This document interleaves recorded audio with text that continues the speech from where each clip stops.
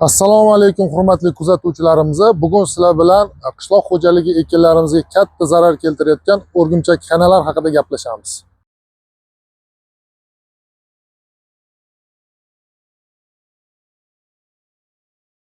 Biz bilamiz, o'rgimchak kanali bir mavsumda 18 tadan 20 tagacha avlod beradi.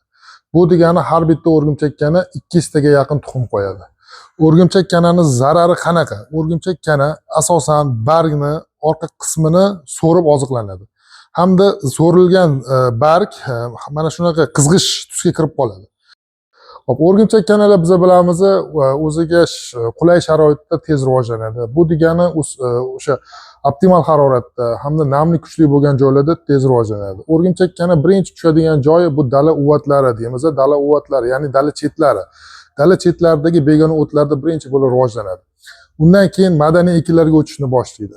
Hop, o'rgimchak kana bu hasharotga qarshi kurashda biz o'zimizni Top Agrovet kompaniyasining ikki xil preparatini, ya'ni Agroabamek 5% hamda Saudiya Arabistoni Montajat kompaniyasida ishlab chiqarilgan Abamek 1.8% ni tavsiya qilamiz.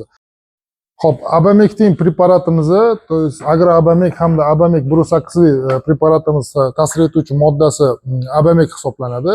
Bu preparatimiz Syngenta kompaniyasining Vertimex preparati bilan bir xil, ya'ni bu analog hisoblanadi.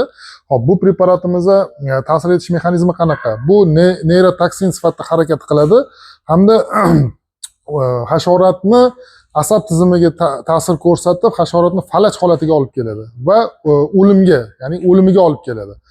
Shunda qarang, Agroabamek preparati hamda Abamek 1.8 preparatini sarf me'yoriga keladigan bo'lsak, sarf me'yori, xo'p, bu ikkala preparatimiz tarkibi bir xil, faqat Abamekning ta'sir etuvchi moddasining baland, ya'ni foizini baland pastligida.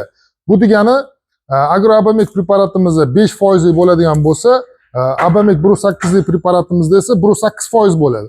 Bu degani o'sha sarf me'yori foizga qarab o'zgaraveradi, ya'ni ham ekin turiga ham foizga qarab o'zgaraveradi. Xo'p, bu o'sha aytganimdek 1.8 da ishlatadigan bo'lsangiz, gektariga 300 grammdan ishlatiladigan bo'lsa, Agroabamek 5% ligimizda esa gektariga 100 grammdan 180 grammgacha ishlatiladi. Preparatlarimizni ta'sir mexanizmi asosan 7 dan 10 kungacha ta'sir qiladi hasharotga. Bu preparat faqat o'rgimchak kanalarga emas, barcha o'sha o'simliklarni so'ruvchi zararkunandalar, ya'ni shira, tripslarga ham yuqori samaraga ega bo'lgan preparatlar hisoblanadi. Agroabamek hamda Abamekning 1.8% preparatlarimiz qo'llash vaqtimiz asosan kechki salqinda amalga oshiriladi.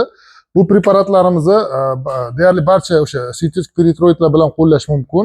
Ya'ni FOBdan tashqari, ya'ni fosfor organik preparatlardan tashqari barcha pestitsidlar bilan qo'llash mumkin.